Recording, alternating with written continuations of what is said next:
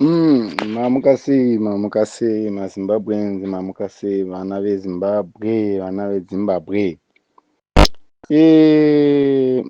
Ndaida kuti nditaure pamusoro pemachi iri kutaurwa iyo yemusi wa31 March hameno kana any day raingaitwa nevanhu vari kuikokera vacho vari vanhu veZanu PF vanova vananyoka yemabhunu nanageza nevamwe vangangodaro vachibva kumusangano iwoyo.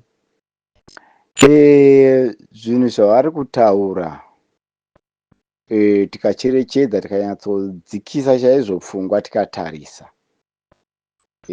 inonzi infight yebato. Hazvinei nevana veZimbabwe, hazvinei nemacitizens. From my point of view, kubva mune zvirikutaurwa naGeza, Geza ari kutaura kuti vanhu vari mupolitibhuru, vanhu vari mupariamendi, vanhu vari maministers cabinet, ari kutaura kuti vanhu vatisingazivi kwavakabva. Achireva iye achiti ini ndotoda kuti ndipinde mucabinet, ndipiwe zimotikari, ndipiwe mabodyguards.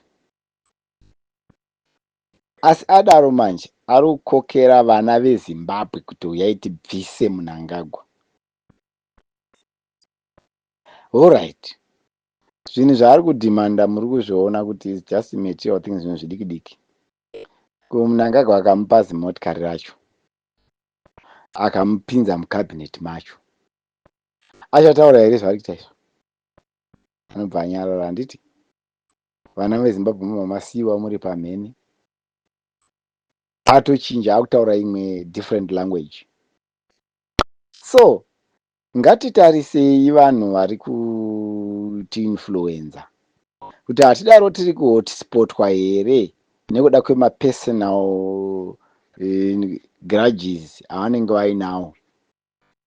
Zvino uyu ini chandinotenda ndechekuti anyatsobuda pachena kutaura kuti aiwa, inini ndiri kuona kuti ndakasiyiwa pachinhu chedu, ndofanira kupinda mucabinet, ndofanira kupiwa zimota zihombe, ndofanira kupiwa mabodyguards.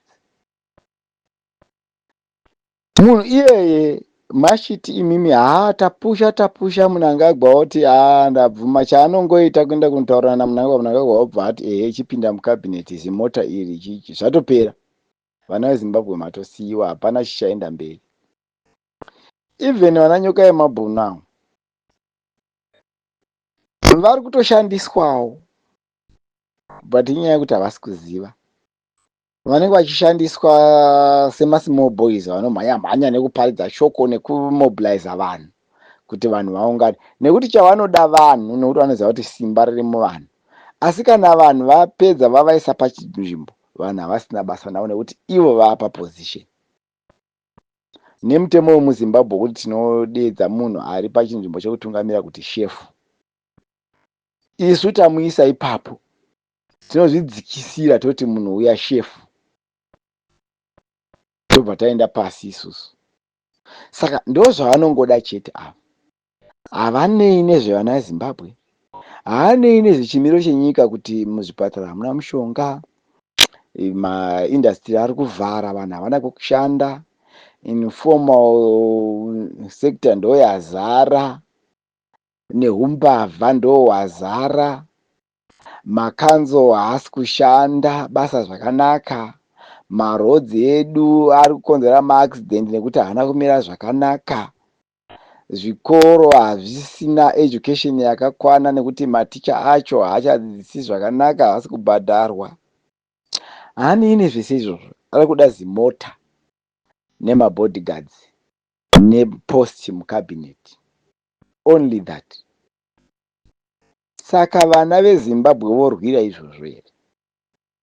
Kurira kuti Geza apiwe mabodyguards, Geza awane position mucabinet, apiwe zimotikari.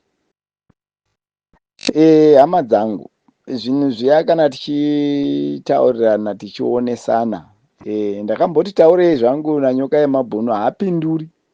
ndikamuisira mamessages haapinduri, asi anoratidza kuti averenga asi haapinduri.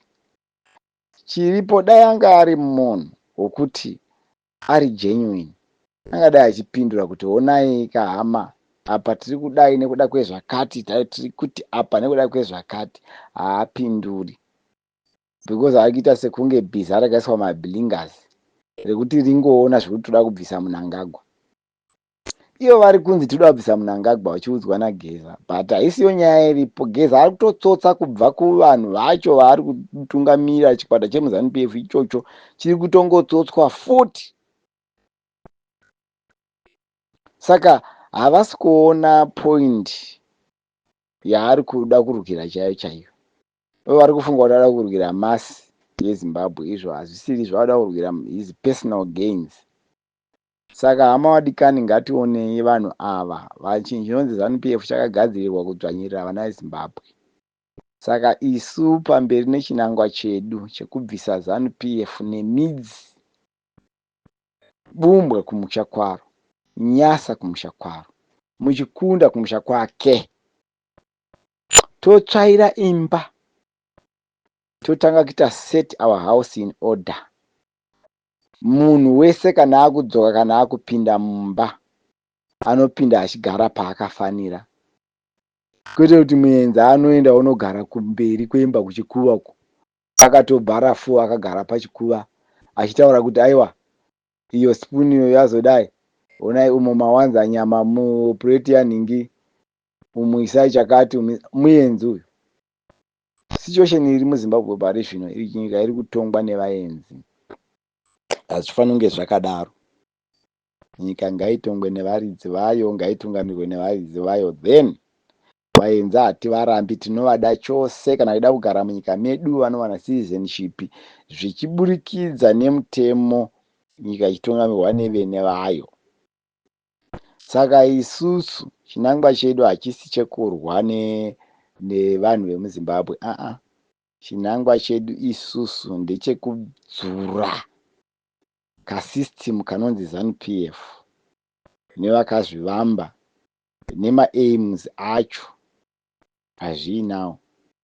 Izvezvi vanhu ivavava vari pazvigaro pari zvino vari kutenga nzvimbo kunana Dubai uko, vachivaka vachidini, maminerals achibuda day and night, achibuda non-stop, vachizvigadzirira upfumi hwaivo nevana vavo, havanei nevana veZimbabwe. Saka vakaona wada kusimudza musoro vanongoya nekamari wobva kuti tsve, wobva wanyarara. Saka Geza ari kuchemera dzimotikari dziri kupuhwa vanhu naChivhayo idzi. Saka haisiyo type yevanhu vatingatevera tingati maleaders. They are not leaders, those people. They are just people who are what can I say, greedy people.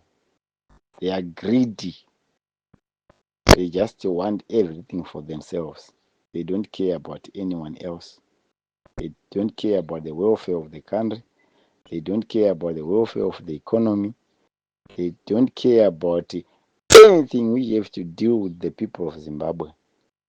They are only worried about their life and their children's lives. Only that. So they are not a good kind of leaders which we want. Yes, tinogona kubvumirana naye pakuti anenge achiti Mnangagwa hatichamudisi, and for sure vana vemuZimbabwe vese havachadi Mnangagwa. But iye haasi muchinangwa chatiinacho. Iye ane chake chakatosiyana nechedu.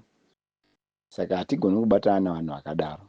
Kunana nyoka yemabhunu ndovataura kuti kana muchida kushandiswa zvenyu shandiswai, mhino zvamakapromiswa, but you are not doing it for the people of Zimbabwe.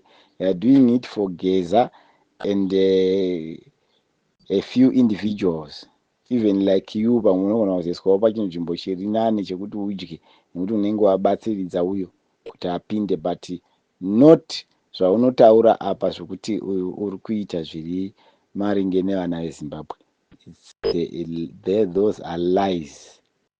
You are lying. You gonna lie unknowingly. or lie knowingly. Zvinhu 2. So vana vezimbabwe isu ngatishingei, ngatirambe tiri pamberi neliberation struggle, ngatirambei tichiita chinangwa chedu chekubvisa mari yedu, tigadzire redhiyo yedu, tv yedu, tipanane masaisai zvakakwana, tobva tapinda pachikamu chinotevera. Icho ndo chikamu chefinal. Iche redhiyo ichi chikangopera chete tatopedza zvese. Saka ndokumbira kuti vana vezimbabwe ngatibatane. Kune vari kwavari vanenge vachinyeperwa nanyoka yemabhuru, muda kubirwa mari, muda kudai, kutaura woda kuti chirongwa chisaenderera mberi, asi kune vanoziva chaivo vanoziva kuti aiwa no, hakuna munhu chaiye akakwana angadaidzira mari papublic apa achida kuba mari. Hakuna zvinhu zvakadaro. Zvinhu zvese zvitori transparent, zvinoda kutorongwa zvakatonaka, but hazvigoni kungovhurirwa kumunhu wese asati taane shuwa yekuti you are part of us.